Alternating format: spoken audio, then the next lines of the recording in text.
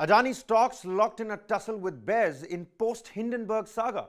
Upsurge in personal income tax mop-up, and China plans to counter ChatGPT soon. This is Business Plus, your definitive edge to business and economy.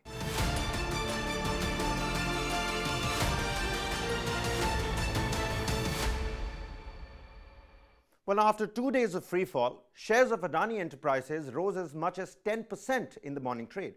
However, they lost steam as the session progressed, ending the day in the green, less than 5% up, even as its 20,000 crore rupees follow-on public offer is underway. Adani Port stock also rose about 10% in the early trading hours, but lost all gains as the session progressed, ending the day flat, while other stocks like Ambuja Cement and ACC Limited ended in the green. However, stocks of Adani Green, Adani Transmission, Adani Wilmar and Adani Power continue to bleed on Monday, falling as much as 20%. Now, over the weekend, the Adani Group published a 413-page rebuttal to the Hindenburg report, in which it addressed 65 of the 88 questions that were raised in the said report.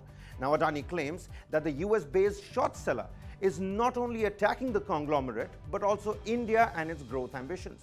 The group termed Hindenburg's 100-page report a calculated securities fraud, adding that it is complying with all applicable laws and regulations. Adani also questioned the timing of the report, calling it an effort to sabotage the ongoing Adani Enterprise FPO. Now, on Monday morning, Hindenburg responded to Adani's rebuttal and called it a smokescreen. Hindenburg said that Adani failed to answer most of the questions, and the one it did answer largely confirmed or attempted to sidestep their findings, and that the over 400-page rebuttal was stuffed with irrelevant things like Adani Group's CSR, initiatives for women entrepreneurs, and vegetable production. Moving on, the budget is almost upon us, and going by the trends, robust tax collections have given the government some headroom to go ahead with reforms. And once again, the middle-class citizens have risen to the occasion. There has been an upsurge in personal income tax mop-up, and as a result, the government is on track to close the year with higher than budgeted tax collections for the second consecutive financial year. Now, the rise in overall tax collections will provide the government cushion against additional spending. During the last 22 years, there have been only 2 occasions when the actual collections have been more than the budget estimates during successive years. The union budget attracts a lot of attention from salaried class in India on hopes of government revising the income tax slabs. But the salaried class is cutting a bigger check for nation building. The share of individual income tax within direct taxes has shot up. Higher tax collections denote a robust economic recovery, improved compliance, and an improved tax administration. Experts believe reforms initiated in the taxation system and the use of technology has made compliance necessary. However, there have been calls to further simplify the system and focus on expanding the tax base. Although the bulk of India's population doesn't earn enough to even fall within the tax bracket, the government will need to chalk out ways to ensure more people are incentivized to file income tax returns, so that the burden of taxes does not fall on one particular section of the society. Now, this is the big budget week. First in the lineup is the economic survey, which will be tabled tomorrow, that is the 31st of January, by the Finance Minister Nirmala Sitharaman. The economic survey outlines the state of Indian economy during the current fiscal and the outlook for the next financial year, including GDP growth, inflation, and other key economic indicators. It is prepared by the Department of Economic Affairs under the direction of the Chief Economic Advisor. Now, the survey is typically divided into multiple chapters that outline the prospects of various sectors in detail. Each economic survey has a theme. Last year's theme was Agile Approach, based on the country's economic response to the COVID-19 pandemic shock. Now, the session will begin at about 11 a.m. with the President's address first. Finance Minister Nirmala Sitharaman will then table the economic survey, followed by a press conference addressed by the Chief Economic Advisor V. Anantha Nageswaran and senior officials of the Finance Ministry. Next up, the ChatGPT mania has gripped people's imagination across the world.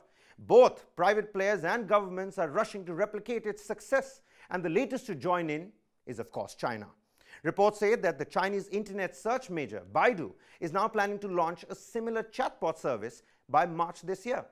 Now, Baidu is said to incorporate chatbot-generated results, where users who make search requests get summarized responses instead of only the links, like what ChatGPT does.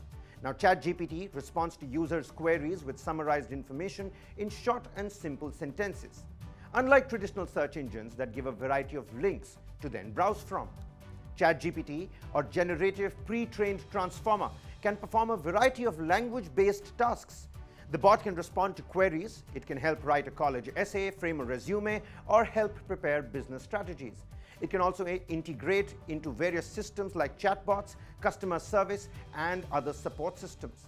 Now, chatbots in China particularly currently focus on social interaction, whereas ChatGPT performs better at more professional tasks like programming or essay writing. Reports suggest that Baidu plans to launch the service as a standalone application to start with and then gradually merge it into its search engine. Beijing-based Baidu has been investing heavily in artificial intelligence technology. Well, now to tap into the opportunity it presents, Microsoft has been eyeing a $10 billion investment in OpenAI, the company behind ChatGPT. It plans to incorporate the chatbot to its search engine. Google, too, is said to be working on its own version of ChatGPT. It has earmarked plans to show a version of its search engine with chatbot features this year itself. Now, with demand for the service surging by the minute, the clock is certainly ticking for OpenAI's competitors who are feeling the heat of market disruption. And with that, it's an end to this edition of Business Plus. For more incisive news analysis and cutting-edge documentaries, keep streaming News 9 Plus. Thanks for watching.